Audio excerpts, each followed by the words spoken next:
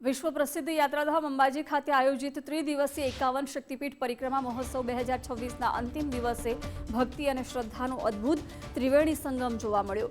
ગુજરાત વિધાનસભાના અધ્યક્ષ શંકરભાઈ ચૌધરીએ આ મહોત્સવમાં ભાગ લઈને મા જગદંબાના આશીર્વાદ સાથે ગબ્બર પરિક્રમા પથ પર પદયાત્રા કરી અને તમામ 51 શક્તિપીઠોના ભાવપૂર્વક દર્શન કર્યા।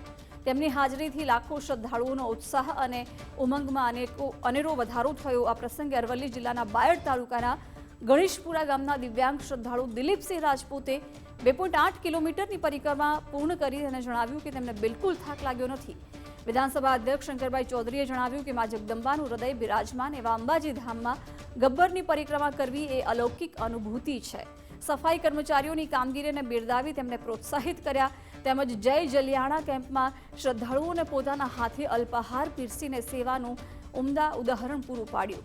મહોત્સવના અંતિમ દિવસે સમગ્ર અંબાજી બોલમાળી અંબેના નાદથી ગુંજી ઉઠ્યું। તાલુકાનું ગામ ગણેશપુરા।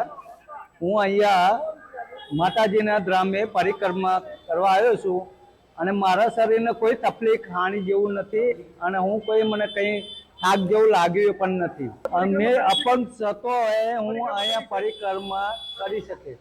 સ્વચ્છતા છે, બિલકુલ સ્વચ્છતા જરૂરી છે અને સેફટી સારી છે।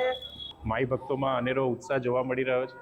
પાછલા 2 દિવસમાં 2.5 લાખ કરતાં પણ વધારે માઈ ભક્તોએ એક જ સ્થળે આ પવિત્ર ગબ્બર ખાતે 51 શક્તિપીઠ પરિક્રમાનો આધ્યાત્મિક લાભ લીધેલો છે।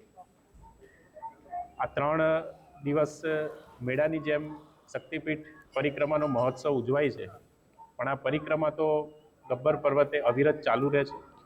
365 દિવસ માઈ ભક્તો આ શક્તિપીઠ પરિક્રમાનો લાભ લે છે। ગબ્બરની પરિક્રમા 51 શક્તિપીઠનો વાર્ષિક મહોત્સવ ત્રિદિવસીય ચાલે છે। એમાં લાખોની સંખ્યામાં શ્રદ્ધાળુઓ આ 3 દિવસ માની પરિક્રમા કરતા હોય છે। આમ તો પરિક્રમા હરરોજ ચાલુ રહે છે, એટલે શ્રદ્ધાળુઓ ગમે ત્યારે આવીને પણ પરિક્રમા કરી શકે છે, પરંતુ આ 3 દિવસ એક મેળા સ્વરૂપ હોય છે અને દેશની અંદર જ નહીં દુનિયાભરની અંદર 51 શક્તિપીઠના દર્શન કરવા થોડા મુશ્કેલ હોય તો તેવા સંજોગોમાં એક જ સ્થાન ઉપર ગબ્બરની પરિક્રમા થઈ જાય અને સાથે સાથે 51 શક્તિપીઠના દર્શન પણ થઈ જાય।